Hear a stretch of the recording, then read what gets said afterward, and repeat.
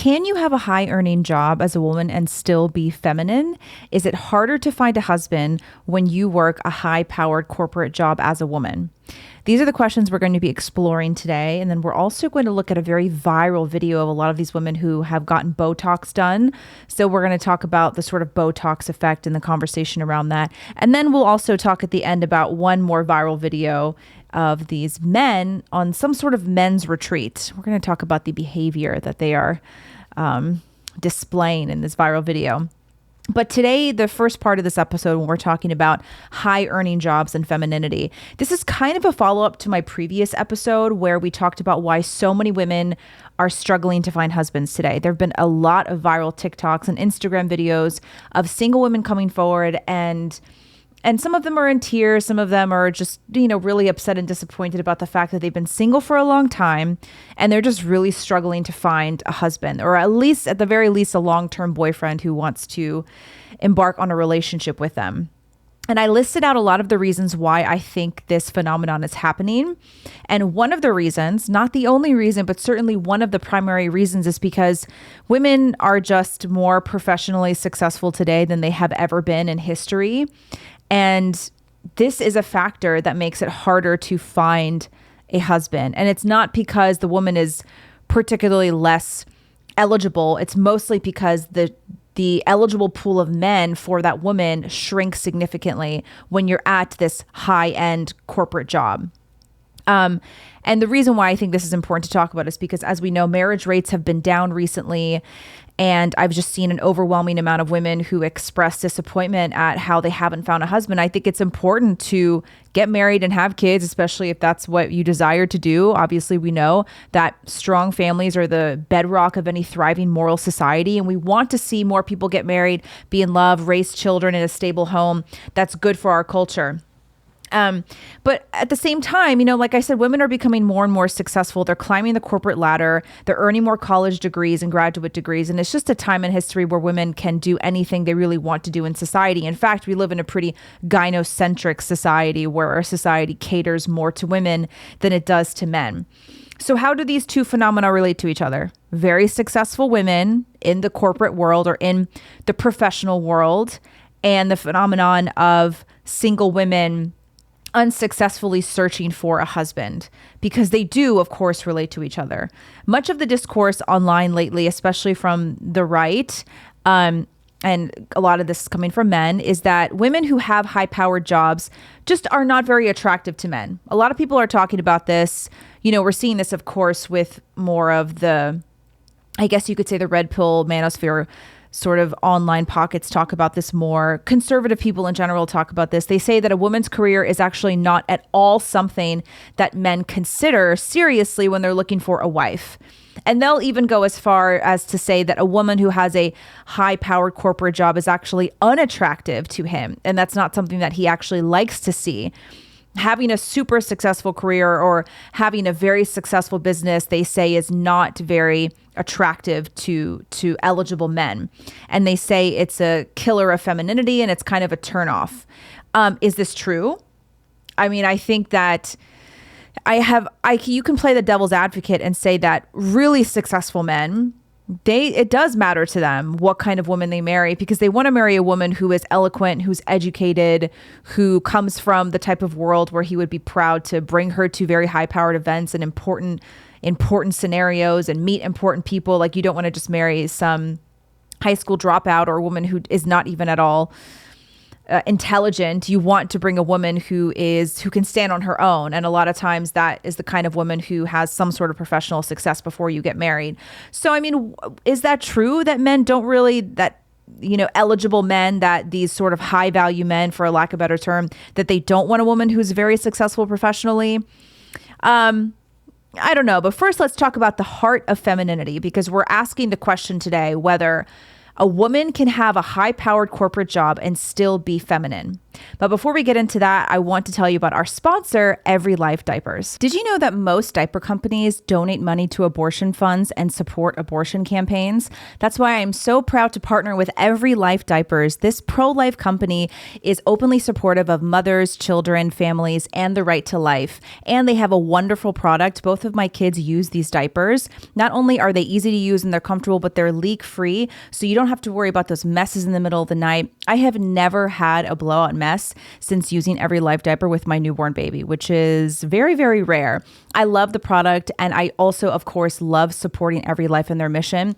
It is so rare today to find a company that is openly pro-life and openly supportive of mothers and families. So that's why I'm so proud to be supporting Every Life, and you can support them too while also getting a fantastic product. Use my code 10GINA for 10% off of your first order with Every Life. And even if you're not a mom and if you don't have kids that are in diapers, it makes a great gift. So if you know a mom who's about to have her first child, or you know families that have multiple kids who are in diapers, this makes a fantastic gift. So use my code 10GINA at checkout and support this amazing company that has an amazing product. So before we talk about whether high-powered careers kill femininity, we first need to talk about what femininity is and define it as much as we can and talk about how it relates to the structure of marriage and family. Femininity, just like masculinity, is sort of a popular buzzword that we're seeing a lot online. Everyone's talking about what it's like to be feminine.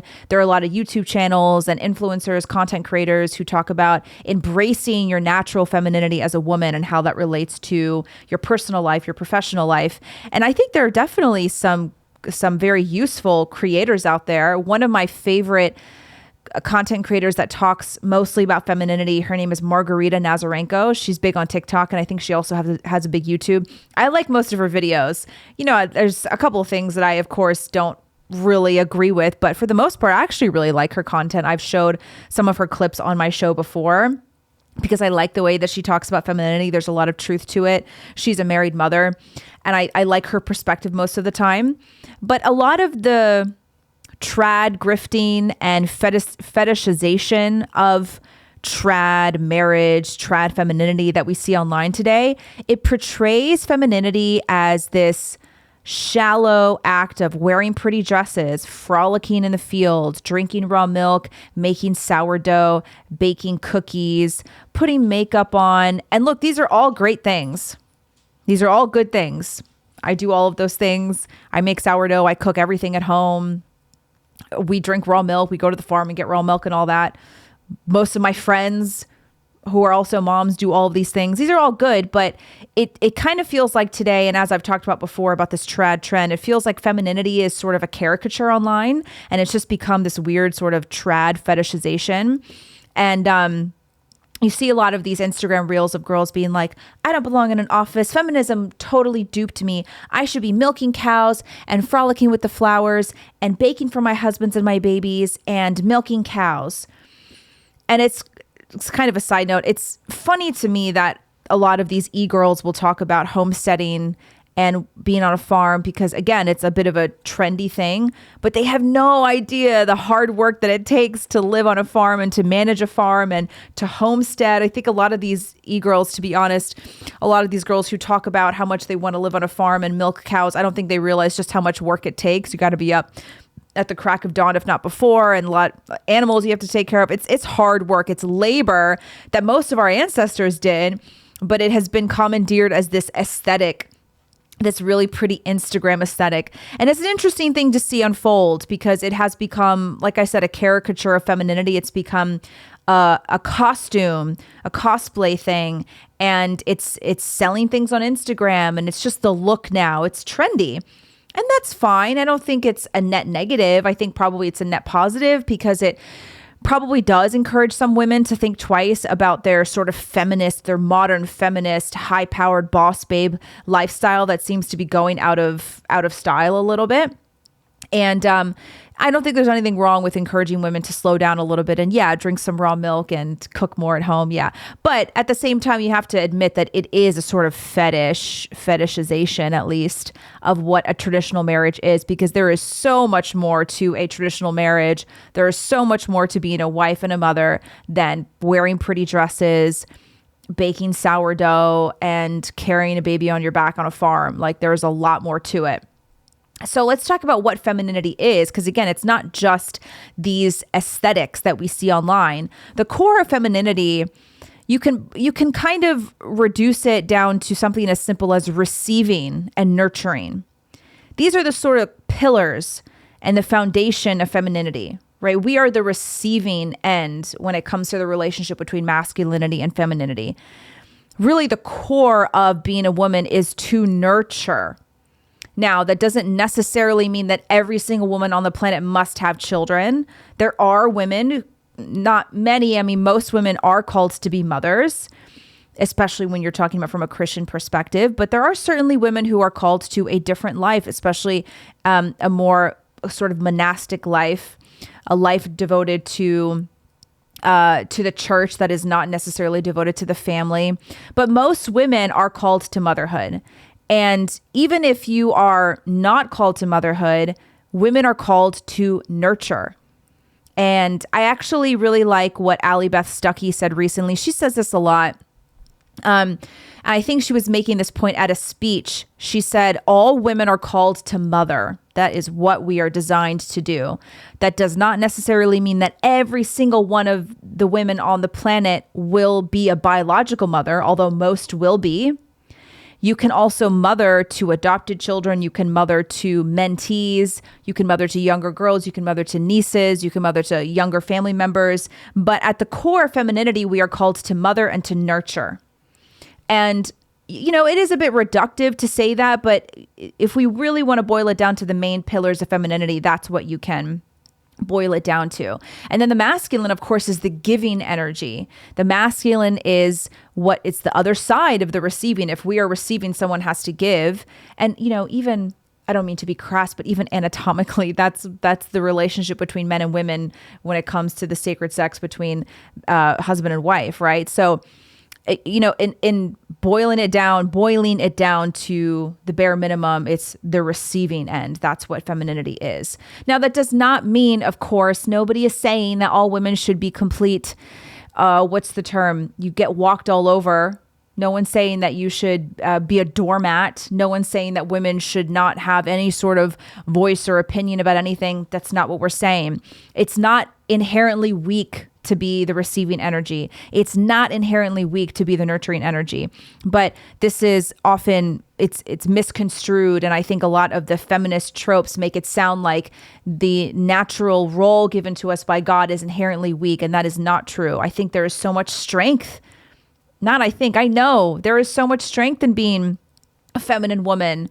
All of you moms out there, how much strength does it take to give birth? My goodness, out of all the things that I've accomplished in my life, and I'm someone who has been very athletic, super fit. You know, I've done races and done some incredible things in terms of training. Like I can do a strict muscle up, which very, very few women in the world can. Still doesn't even compare to the strength that it takes to give birth, to bring children into the world. So it's not like you necessarily have to be a weak person to be feminine. There is so much unique strength and femininity that men will never be able to embody or even necessarily fully understand.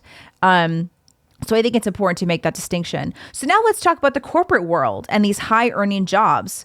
Let me just ask you a question, just first instinct. If you have to just answer right away, do these sort of high powered corporate jobs seem feminine or masculine to you?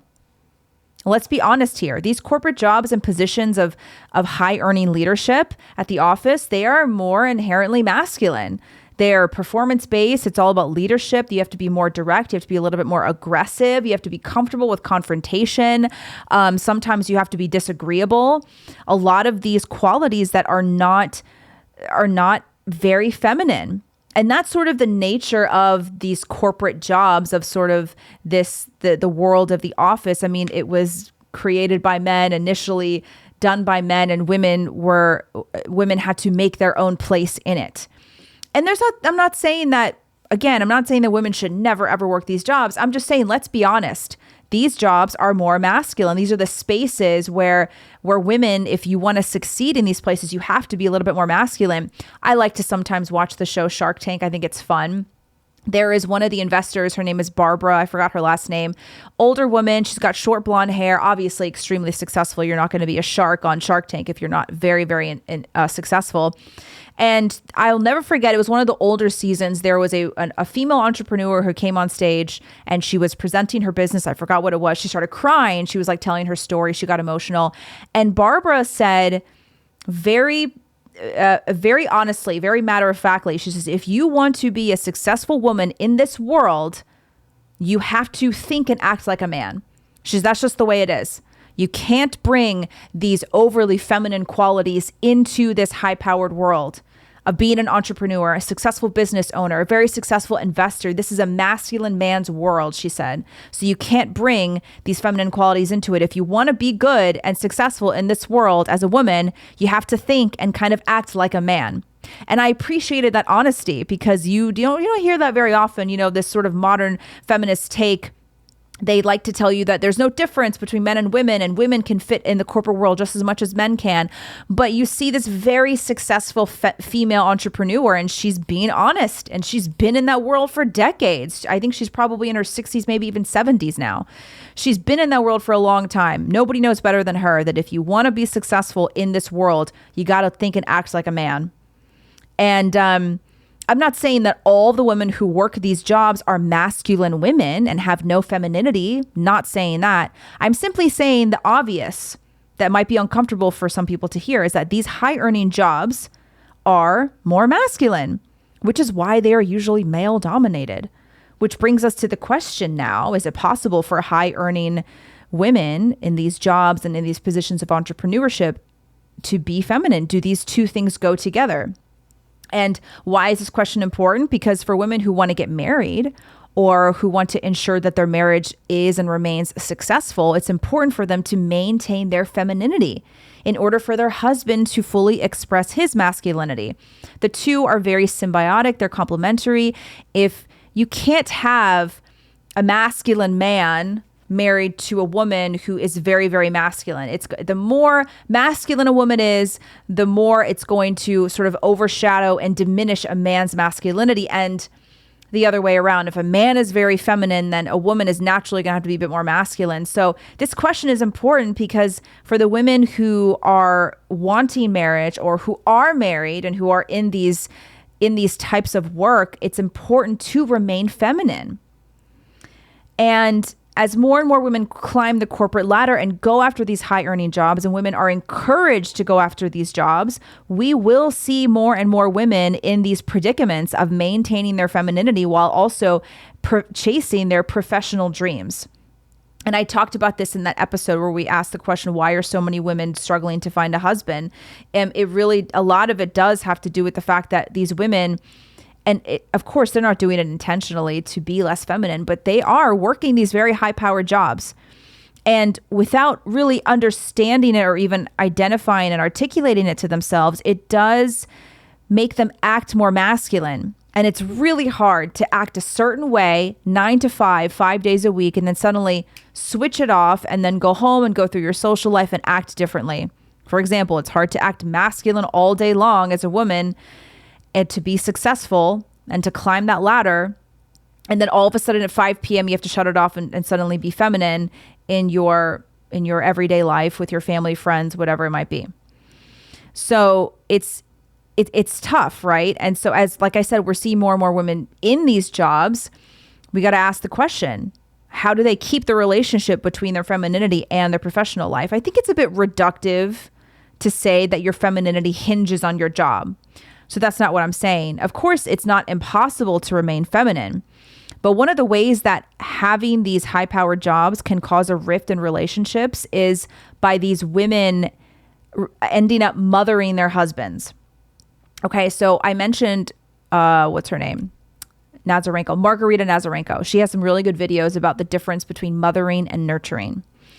So when we think about mothering and nurturing, mothering, when it comes to small children, you have to have authority as a mother Because when you're mothering, you have a very particular goal and end sight in mind, and you're trying to get your children there. You want your children to be educated, to be healthy. You want them to eat certain things. You want them to behave a certain way. So you have to be authoritative as a mother. You also have to nurture. The nurturing part is the softer side of that mothering. However, a big mistake that women make today, especially in this sort of modern culture and the modern structure of masculinity and femininity being a bit mixed up, is that women end up mothering their husband. And a very easy way to see that manifested is women nagging their husbands and telling them what to do and saying, are you going to do this? You only do, when you come home, you only put your feet up and you never help with this and you never do that. And you end up nagging them and mothering them and acting like the husband is your child. And that is like the biggest love buster. That's one of the easiest ways to get your husband to not really be interested in you sexually, because no man wants to be mothered by his wife. But it's a very common mistake that a lot of women make. Of course, I've made that mistake before. It's hard not to mother your husband sometimes because, sometimes men can be kind of dumb about stuff. They're a little bit dumb. They can be dummies sometimes. My mom always used to joke that men are dumb and women are evil. Women are mean or whatever. She'd say something like that. It's kind of true, right? Like men can just be a bit slow on the uptake. They can be a bit dense. And women, we can get frustrated with that and we end up mothering our husbands. And when you are in a high earning job that requires you to boss people around, to give them instructions, give them deadlines, and stay on top of them to make sure they are getting things accomplished, it's very easy to take that energy home and as a result, mother your husband. And that is a love killer. That's what makes it really hard to maintain your femininity and to maintain the beautiful balance of femininity and masculinity. I'm going to show you Margarita's video because she explains it so much better than I do. If you're wondering why he's not leaning in towards you, if he's not planning dates, if he's not doing a lot for you and all that stuff, you have to stop mothering your man. You're killing his masculine energy. I know there's a lot online about masculine and feminine energy, but I'll tell you one thing. If you are mothering him, and that means telling him how to do things, that he's done them wrong, making sure he's drunk his water, making sure he's wiped his ass, you need to stop. The reason is it's going to kill your polarity and it's going to kill his freedom. The thing that men need is freedom to be themselves. My question is, when I say this to women and they tell me that if they don't tell him what to do, nothing will get done, my question is, why did you pick him? Why did you pick him? Was he like this? Was he this slob kebab who did nothing and you just kind of like that kind of guy? Then stop complaining about it. Or did he become this way with you? That means you mothered him into oblivion. That means you've made him so incompetent that the guy doesn't even know where to walk or where the bathroom is anymore. He's pissing himself on the couch. What's happening? You need to stop. You're going to kill your polarity, you're going to kill the attraction between you, and you're going to make him incompetent. There's nothing worse than the devouring mother, and that is what you're being for him. Stop it completely today. Let him make mistakes. Let him be himself. Let him be a man. You chose him for a reason. One of two things will happen. Either he will step up into the role of actually being the man in your life and someone you can be proud of and respectful of, or he will do nothing and literally deteriorate into nothingness, and then you won't want to be with him anyway. And if you're so worried about losing him and nothing getting done, then try it for a month. And if it doesn't work for a month, go back to your mummy role. But just don't complain about it, because now you've chosen it with purpose. I like her. I like to, she honestly is one of the only reasons I ever get on TikTok. Cause I'm like, oh, what has Margarita said lately? But like she said, it's a love buster. And so she talks about the mothering him, you have to even tell him like how to wipe his ass. But here's the thing, when you are a woman in a very high powered job, like I said earlier, constantly giving instructions, telling people what to do, staying on top of them, it is so hard not to take that energy home. And the more successful you become as a woman in the professional world, the more competent and successful you feel and the more accomplished you feel, it can be easy, unless you are married to a very, very high-powered man who is even more successful than you are. It can be very easy to come back home and look at your husband and be a bit frustrated, even if you can't articulate it to yourself. It might be subconscious, and look at him and be frustrated that he's not more driven, he's not more successful, he's not more proactive. And you look at him and you're like, oh, just why aren't you doing this? Why aren't you doing this? Because you spend all day being so efficient at work and telling other people how to be efficient. It can be frustrating to come home and see your husband not living up to the expectations that you set for others in the office. So do you see what I'm saying? It can be difficult to maintain that femininity, especially within a marriage when you have a busy job, a high earning job, you're a successful entrepreneur. But I'm not saying it's impossible. I'm just saying we have to be honest and say that it is harder. It is a lot harder to maintain femininity while being very successful in a corporate masculine world. So we're going to talk now just a couple of things that I would suggest for women to maintain their femininity if you do have a high earning job. But first, a word from our sponsor, my women's group, The Shift. Come join the best women's health experience online today. My women's health group called The Shift is a wonderful online community of hundreds of women who are dedicated to improving their health and their wellness. In my group, you get access to so many different things that are going to help you improve your health, whether you want to lose weight, balance your hormones, improve your fertility, whatever it might be. Every month, we do a different health challenge in my group. Sometimes we do fitness challenges. Sometimes we do meal prep challenges. Sometimes we do challenges for balancing your hormones. And there's always something new to work on. So we're constantly moving forward together. I also offer recipes and weekly workouts in the group. And there's so many webinars and interviews and exclusive podcast episodes with guests where we can talk about an array of topics that aren't really allowed to be talked about online, like on YouTube. I've got interviews with holistic OBGYNs, holistic practitioners, frequency medicine doctors, nutritionists, doulas, everything that you might be looking for. And of course, we talk about health from a holistic perspective. We talk about marriage, motherhood, and we're able to share a lot more information in there that we might not necessarily be able to share online on YouTube. So go to the link in the description in the show notes and join The Shift, my women's health group. It's at a really affordable price. We've got so much going on there, and I have additional programs and weight loss programs in there if you're looking for something additional. So join us. We've got hundreds of supportive women who are on the same path to improve their health and their lifestyle, and we'll see you inside The Shift. So these are very basic tips. A lot of these you probably even know will help improve or at least maintain your femininity. The first one is obvious. You maintain your physical health.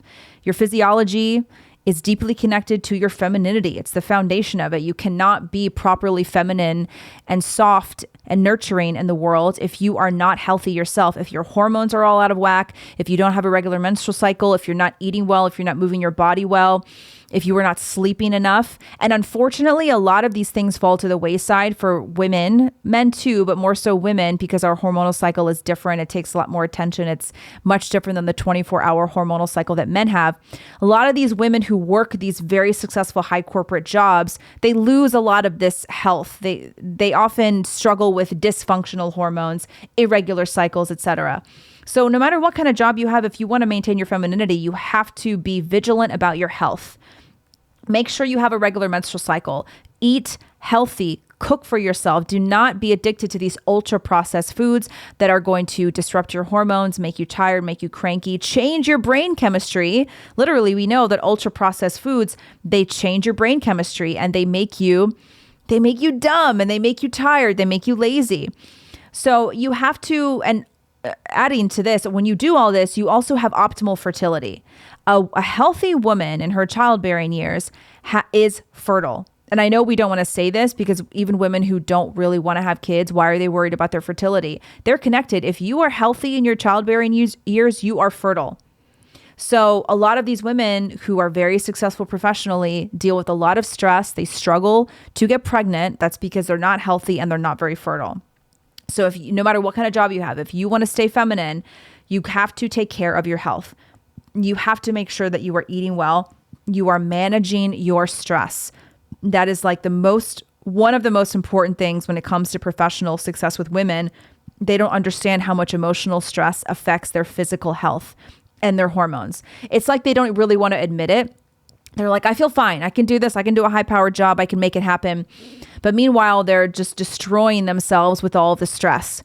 You have to find ways to manage your stress, ladies. And sometimes that's the hardest thing to do because managing stress is like an undoing.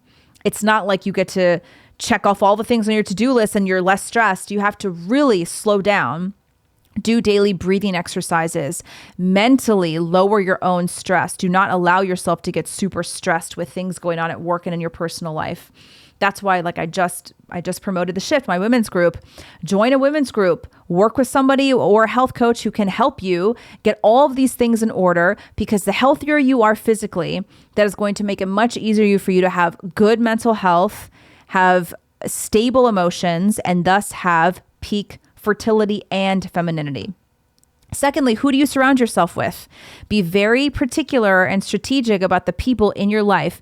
That old adage is true. You are the sum of the 5 closest people you spend your time with.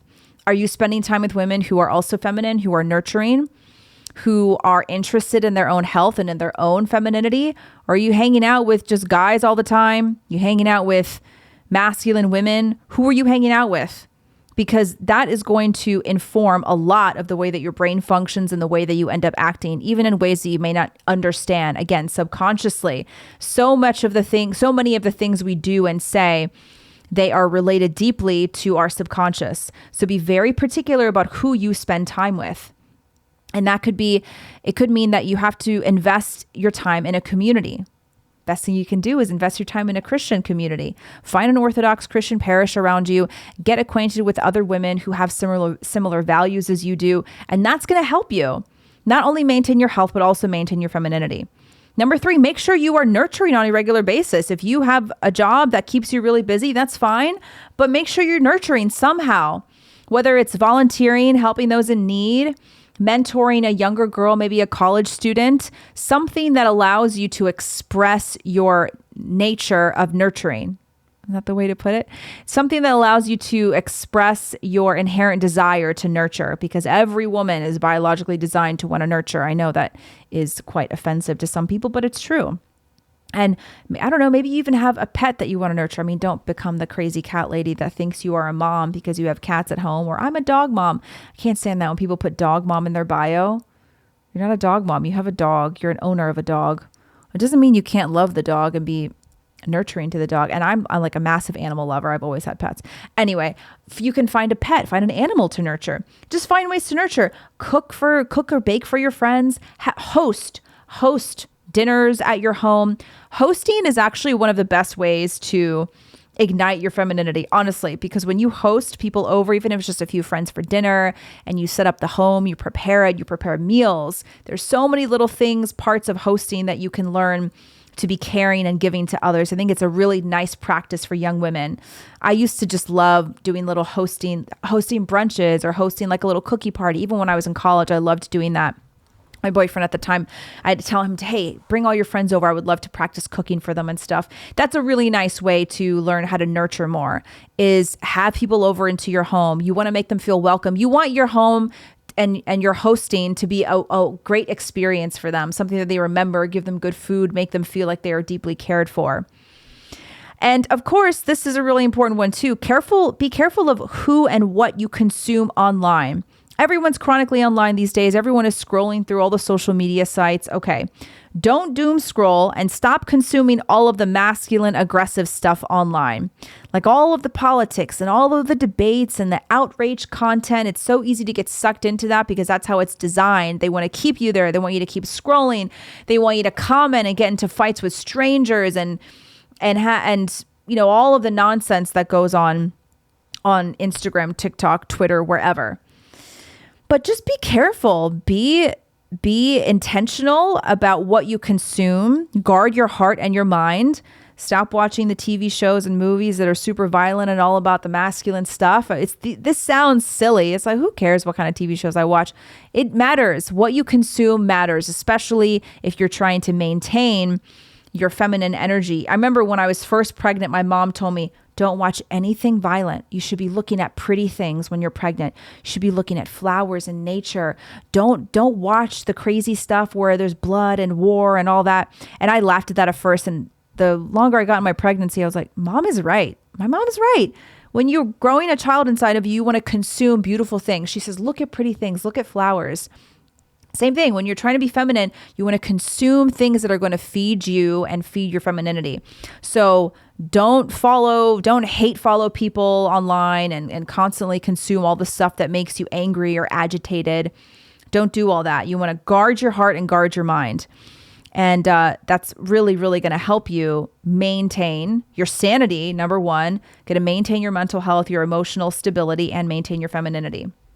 So let's go to the next segment now. This next one we're going to talk about is funny because it went viral all over. It went viral all over Twitter. It was taken, I think, from TikTok. This is the Botox Twitter video. But first, here is a word from our sponsor, the first form prenatal vitamins. Ladies, did you know that if you have a menstrual cycle, you should be taking a prenatal multivitamin every day? Not only if you're trying to get pregnant or if you're pregnant or nursing. The prenatal multivitamin is great for women in their childbearing years, regardless of your pregnancy plan. So if you have a menstrual cycle, you should be taking a prenatal multivitamin every day. There are so many nutrients in here that are important for healthy hormones, a healthy menstrual cycle, a period that's much more manageable. It'll help reduce your menstrual cramps and PMS symptoms. And there's so many things in here that your body needs if you still have a menstrual cycle. And it's especially important to find a prenatal that has folate instead of folic acid. And it's actually kind of hard to find. There's so many prenatals out there that use folic acid, which is the synthetic form of folate that's not bioavailable to the body. So I highly recommend the first form prenatal multivitamin. I've been taking this for 5 years, long before my first pregnancy. And it's a fantastic product. It gives you so much energy in the morning. It really helps to regulate your mood and your menstrual cycle. So I highly recommend it. Please use my affiliate link in the description in the show notes. Just click on that, make your first purchase. This company is also fantastic. They're very pro-America and patriotic, so it's a win-win. You know you're supporting a company that has the same values as you, and they have excellent customer service. So if you need to make a return, it's 100% money, 110% money back guarantee. And let me know if you guys have any questions about the products. Okay, let's take a look at this video. It's about a minute long. This woman is going around to all of these people working at some kind of, I don't know what you call it, the clinics where you get injected with the cosmetic stuff. So she's going around and asking all of the women how old they are and how many units of Botox they've had. Let's take a look. Nikki, how old are you and how many units of Botox do you have? Do I really have to answer how old Yes. I am? 41. 32 units. Emma, how old are you? 22, How many units of Botox do you have? 32, Jody, how old are you? 55, And how many units of Botox do you have? 64, Lauren, how old are you? 24. And how many units of Botox do you have? I have 104. I have 40 in my masseters and 64 in my face. Jess, how old are you? I'm 34. And how many units of Botox do you have? I have 34 units. Dr. Coos, how old are you? I'm 44, And how many units of Botox do you have? 76, Kyla, how old are you? 34. And how many units of Botox do you have? I have 28 in my face and I have 25 in each of my trapezius muscles to help with migraines. Devaney, how old are you? 23. And how many units of Botox do you have? 60. Kristen, how old are you? I'm 41. And how many units of Botox do you have? I have 56, Robin, how old are you? 55, And how many units of Botox do you have? 50 units, Courtney, how old are you? 33. And how many units of Botox do you have? 128. Where do you This sparked a big conversation and debate online. And first of all, the thing that's really striking to me is the women in their 20s look like they're in their 40s. And there's clearly some sort of filter that's used. You know, you film on social media, there's a filter that you can choose. So there's a filter being used that sort of airbrushes their skin a little bit more. But it's clear that these women have had a lot of work done, including especially Botox, probably also some filler too, which we'll talk about in a second. But when you see this video, tell me what do you think of? Because I'll tell you, the first thing that comes to my mind is all these women who get all this cosmetic work done, including Botox, they all end up looking like the same Botox filler blob. They just all look the same. It's like they become the same ethnicity. I honestly think all of this stuff steals women's natural beauty. I think all these women end up looking the same. I mean, even the Botox, even if you just leave filler out, just the Botox faces, I think they all end up looking the same. That frozen sort of face like this, and like everything is just so like pulled and like, you know, it's just frozen. They end up looking the same. And I think that each woman, I know it's going to sound so cliche, but each woman is designed with her natural beauty. God designed you a certain way. And he designed us perfectly. Each woman has her own natural beauty. And I was even watching, so when I watch some older movies, every Christmas I watch The Family Man. It's my favorite Christmas movie. If you haven't seen it, you have to watch it this Christmas. It's so cute. It's Nicolas Cage, and I think he works on Wall Street in New York City, and Christmas Eve, he essentially, you know, gets, I don't know if the guy's like an angel or whatever, but he gets a glimpse of what his life would have been like. He wakes up on Christmas morning and he's suddenly a father and a husband, and he's married to his college sweetheart. The wife, the college sweetheart in the movie, is Téa Leoni, that actress. I don't know if you know. who she is off the top of your head. Let me find a photo of her and just pull it up. And okay, so here's a photo of her. You've probably seen her before, right? She's very cute. And I was thinking to myself, the way that she looks in that movie, you would never see an actress of her age look like that today in a movie. You just wouldn't, because she's got thin lips. She's totally natural. Her nose is not perfect, but she's so cute. She's so pretty. And I was watching with my husband this past Christmas, and I said to him, I was like, you would not see anybody like her today, because if she were an actress of this age today, and if she were in some sort of rom-com movie where she was the lead, she would have her lips filled. She would have her buccal fat removed. She would have all the Botox. She would have the fillers. She would have that sort of frozen face, like this sort of Kardashian Jenner face. And she would have lost all of her natural beauty. And she was so cute.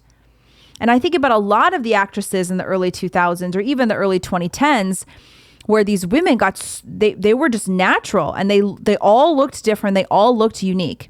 And I honestly think that the obsession with these cosmetic enhancements steals women's natural beauty. And I'm sure there will be some trolls in the comments who tell me that I'm just jealous because I'm not that much of a looker and whatever. That's fine. You can make fun of me for, I don't know, having an asymmetrical face and a pudge nose. That's fine. But I have genuinely come to accept the face that God gave me. Like, any of us could get plastic surgery today. We could all fix our faces to look perfectly symmetrical and have the perfect bone structure, not bone structure, but you know what I mean? The perfect chin, the perfect nose. We could all do that. But I honestly think that once you start going down that road, even when you start just getting Botox, it becomes a slippery slope where you become sort of obsessed with how you could look. And then it just spirals out of control. It just totally spirals out of control, and it results in this amorphous blob of women that all look the same. And I think it's sad. A lot of these actresses today and influencers, they all end up looking like they're all related. Like, they just all look the same. And then it became a big debate of Botox versus filler, right? So everyone was saying, oh, the Botox makes women look so different and it steals their beauty. And then you had some women that, you know, all these women, they themselves get cosmetic enhancements done, and they got a little bit offended. They get insulted, as people do when you sort of criticize the choices that they've made, even if it's indirectly. Then it became this debate of, oh, well, these women, it's not Botox that makes them look like this. It's filler. And I think it was like one of the Turning Point girls. She posted this video and said, this is not Botox. It's filler that makes girls look like this. Botox is undetectable. Botox enhances your beauty. It makes you look amazing. It doesn't show up like this. It doesn't ruin your face. And then it became this big debate. And she and many other women were trying to convince everybody that you can't ever tell when somebody gets Botox done. And they were saying that nobody in this video looks the way that they do because they got Botox. It's all filler. And they just kept doubling down. You can't tell when someone gets Botox done. You just can't tell. And here's my question. If you can't notice any woman who has Botox, why do you get it? So there's something off here. If you can't tell that you have Botox done, if nobody can ever tell, nobody can detect that you've had Botox done, why do you get it done? Why do you pay for it? And why do you inject your face with a neurotoxin? Honestly. And the answer is because you can tell that you get Botox done. The whole point of getting Botox is to improve your appearance, seemingly, supposedly, right? So why are you trying to get online and convince everybody that nobody can tell if you've gotten it done? You see what I'm saying? And if you want to like own it and be like, hey, I got Botox because it makes me look better. It got rid of some of my wrinkles. It made my forehead and my cheeks look a little bit better. Like, if you want to own it, I actually respect that more. I did a podcast episode recently with an influencer, Christina Cataman. This is probably a few months ago. And she said I remember we were talking, it was a virtual interview. And she said, look, I've had plastic surgery done. And like, she owns it. She admits it. Kudos to those women. If you want to own it, fine. But I'm so annoyed by these women that pretend like you can't tell when they've gotten it done. Like, you can't tell. No, you can't tell. I got it done and it's indistinguishable. It's undetectable. Well, then why did you get it done? Like, let's be honest. Let's be big girls here and let's admit that you got it done because you wanted to improve your appearance. Okay. And then there was also the part of the conversation where a lot of these girls, some of the e-girls and like podcasters on the right, who are all about exposing big pharma and talking about how the birth control pill is a major endocrine disruptor for women. Then they go and they get all this Botox done. They inject their face full of neurotoxins and they encourage other women to do it because it's undetectable. You can't tell. There's a massive disconnect there, right? It's like that cognitive dissonance of ladies, don't eat things that have microplastics in it. Don't take the birth control pill and don't eat the food and wear the clothes that have all these endocrine disruptors. But hey, go get Botox and inject your face full of neurotoxins. There's a massive disconnect there. So it just turned into this really big conversation. But my whole thing is, if you're going to get it done, ladies, just be honest about it. That's what kind of annoys me. Like I said, if you want to get it done and if you want to be like, hey, I got it done because it makes me look better, I think. I get that. Okay, but let's not play this game of like, you can't tell. Yeah, then what's the point? Now, no one's saying here that women should never ever get Botox done. I personally have no interest in it. Maybe when I'm, I don't know, 40, 45, maybe I will. I don't know. My mom has aged pretty well, aged very gracefully. So I don't know if I will have many issues with aging as I get older. I'm sure many of the trolls in the comments will tell me I need Botox. I don't know. Maybe I do. But I just think that if we're going to be consistent about women's health and about women consuming endocrine disruptors and really maintaining their physical health and fertility, for example, if we're going to be consistent, you have to admit that Botox is an endocrine disruptor. Of course it is. Anytime you inject your body with neurotoxins, it's going to affect the rest of your body. And it ages women. A lot of these women who start getting Botox done young and maybe sometimes other cosmetic procedures, it ages them. It makes them look older. And of course, it's because Botox, it freezes the muscles and then the muscles learn how to not fully function. And that, of course, is going to age you. And I think it's so sad that women in their 20s are starting to get Botox done. And some of these women on the right who are like the right wing influencers, they like take the videos of themselves going to get lip fillers and Botox. And they're like, yeah, it's totally fine to get it in your 20s. I'm like, I don't know if we should be really promoting this to young women. Because it used to be when I was younger, Botox was like reserved for women who were like middle aged and they wanted to get rid of some wrinkles or whatever. But now it's something that is being promoted and encouraged amongst young girls like 21, 22. You're going and you're getting your face injected. Of course, a big role is the Kardashians. For example, like Kylie Jenner, she got her lips done when she was 18 years old. So you're seeing a lot of celebrities and of course influencers, and that plays a role in influencing young girls to make certain choices when it comes to cosmetic procedures. But I know it sounds so archaic. You sound like a prude grandma, but ladies, I think we should be celebrating and preserving our natural beauty. And a common retort to this will be, well, don't you wear makeup? That's not you preserving your natural beauty because you're lying to people what you really look like. No, let's not be dense and try to compare makeup to a neurotoxin being injected in your face. Okay? Let's be real here. Let's be honest. They are not the same. And I do think that we should encourage women to embrace their natural beauty and embrace aging gracefully. And I think it's going to take a big cultural shift because it's so popular and accessible and easy now. And these procedures have become more and more affordable, and they'll probably become more affordable.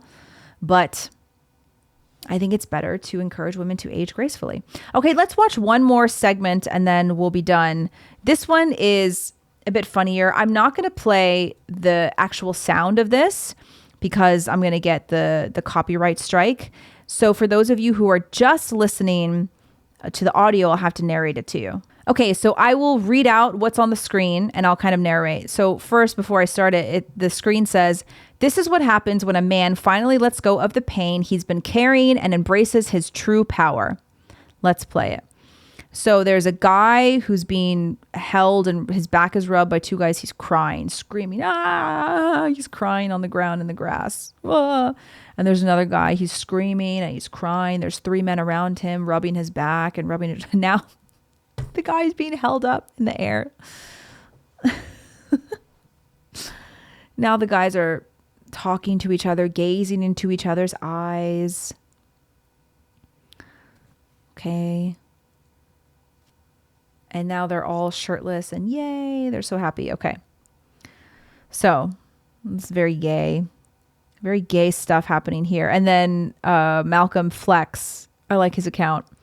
He wrote, getting people to pay money and go to these retreats has got to be one of the most ingenious scams ever. Men are dropping $3,000+ to attend these primal camps. These are primal camps. That's what they're called. And these men are just crying in each other's arms. They're hoisting one another into the air like it's some kind of like cheerleading camp. Like all the guys lift up one guy and they get to be in the air and open their arms and cry and stuff. And it's funny because these guys they're paying thousands of dollars to do these primal camps. I'm seeing more and more stuff like this. Guys like Aubrey Marcus, founder of On It, he's very popular and he's hosting a lot of these men's retreats and a lot of these like plant medicine retreats, all the stuff where you can access your true power and let go of the pain and trauma you're carrying. And I tell you what, it is one of the most ingenious scams, just like Malcolm says. These guys have really, you know what? Talk about a smart business plan. You know, you convince these people to shell out thousands of dollars to be hugged by some random dudes and cry into the grass. And when I see these videos, I understand in a way why men are being duped into doing stuff like this, because number one, there's a significant lack of community amongst men. I talk about the lack of community amongst women in this modern Western society. Same for men. Men, of course, for the most part, are lacking a strong sense of community with other men. And so they see these things and they think to themselves, oh, maybe that's what I need. Maybe this is going to help me feel more connected to other men and more connected to myself. And then an important factor is a lot of these men, they are lacking a religious community, religious values, and they're not connected at all to God. They're not Christ-centered in their life. So they have all of these spiritual battles that they're fighting. Everyone is fighting a spiritual battle because our world is constantly fighting the spiritual battle. Evil is real. Demons are real. And for those of us who don't have a robust spiritual life and a connection to the saints, a connection to the church, a connection to Christ, it can be very scary out there. You feel like you're empty. It's because you have this hole in your heart that you haven't filled with the right thing, because the only healing thing that you can fill your heart with that will actually heal you is Christ and what the church offers. And so a lot of these guys are looking for some kind of primal spiritual experience that's going to be cathartic for them, because they do have pain and trauma that they have built up inside of them. And so they turn to places like this instead of turning to God, instead of turning to church life, which has an order. It has a system that supports men, that supports women. And so they shell out thousands of dollars to do this like kooky performative stuff where they scream into the abyss and they cry. And then, of course, you have a society that convinces men that their stoicism and their natural aggression are signs of toxic masculinity.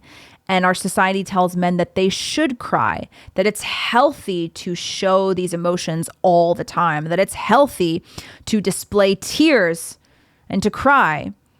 And I know this is kind of a controversial conversation now, but I don't really think that men should be crying a lot in public.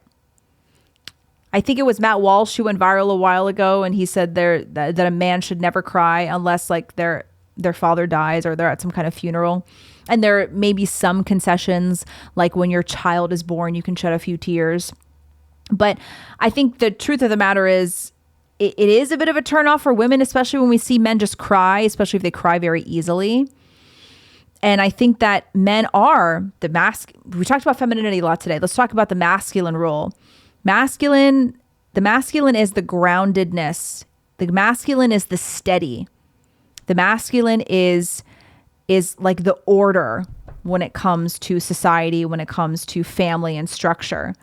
And do you really want to see your man crying a lot and like screaming and letting out all of these emotions?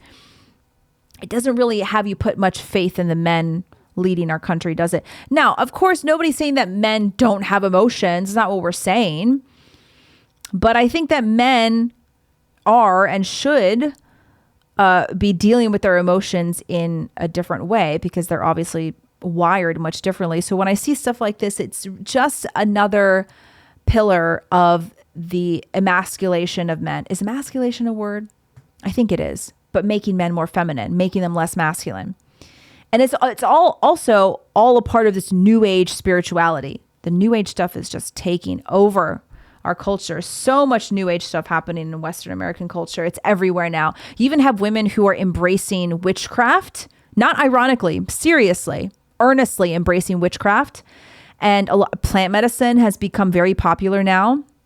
If you've watched my show before, you know that I have a history with plant medicine. It's not something that I'm proud of. This is not something that I'm like, bragging about or proud of. Again, I'm not. It's something that I had to bring to confession. It's something that I had to face. That's something in my past I had to face. But plant medicine is becoming very, very popular now. And people are looking for spiritual answers to their spiritual battles. So all this new age stuff is becoming more popular and people will pay thousands of dollars to participate in it because people are looking for some kind of meaning. And men too, of course, they're looking for some kind of meaning and they're looking in the wrong place because like I've said in many episodes before, the problem cannot also be the solution. The issue with self-enlightenment and self-discovery is that you keep going inwards. You keep searching in yourself for the answers and for relief and for healing. You're not going to find it in yourself because we are all broken, fallen human beings, and that's okay. That's what makes us need Christ because Christ is the only fully healed one. He is the only one that can heal our souls. He is the only true physician spiritually and emotionally who can heal us. So when you keep turning into yourself and thinking that you're going to find the answers yourself, you're just going to get sicker and sicker and sicker. You're just going to keep diving into yourself more. It's a bottomless pit of brokenness.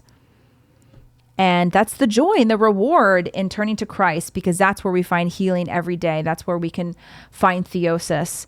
And that's one of the reasons why I love Orthodox theology because it views the church not as a courtroom, but as a hospital where you find healing. That's the place to go and bring yourself, bring your wounds and bring your pain and find healing. When we first started going to our Orthodox parish, my husband's sponsor, this is before we were chrismated into the church. He just asked us like, how are you guys liking it? You've been coming back. He's like, you guys are back. It was probably like our 5th or 6th visit. And I was telling him, I was like, I really, really enjoying it. I just wish I could get us to more services because it's hard. We don't live so close. And my daughter is just a handful. And he looked at me, he says, you don't need to worry about making it to every single service. He said, it's not about checking off boxes. He says, it's really about healing. It's really about finding healing in the church and through Christ. And I'll always remember that because I think that's what is so beautiful about the Orthodox theology is that it's not about legalism or checking off the boxes. It's about finding healing. And that's why so many people are flocking to the Orthodox Church now. We've got the biggest influx. I forgot the percentage of how much the Orthodox population has increased over the last few years, but it's very encouraging to know that so many people are finding the church so that they can try to discover some healing. So don't go to these retreats, guys. You don't need the stuff. And ladies, you don't need to go to this new age stuff for women either. You don't need plant medicine. It is not going to help you find healing. You need God. You need Christ. And it's not like you're going to be cured overnight, of course. And it does take work. It takes work. When you're in the church, of course it does, but it's worth it. That's all I've got for today, guys. I hope you like these longer episodes. I just like to get a little bit more content in and talk about a few more things in each episode. But if there's anything in particular that you want to see, let me know. As always, please like the video, share it, subscribe to my channel, turn the post notifications on, send the episode to somebody, even if you think they'll hate it. Send it to someone. And I'm excited to create some more content with you guys. Hopefully have some more guests on soon. But, like I said, I'm lucky to find the time to film. Both my kids are sleeping right now. They're both napping. So here I am in the studio. My husband had a private jiu-jitsu lesson today. He's teaching one of his students in a one-on-one session. Both the kids are sleeping. I was like, let me just see if I can film. So I put on a little makeup and here I am. So I'll see you guys next time. It is hot here. So if it's hot where you are, I hope you are braving the summer heat because it is getting there.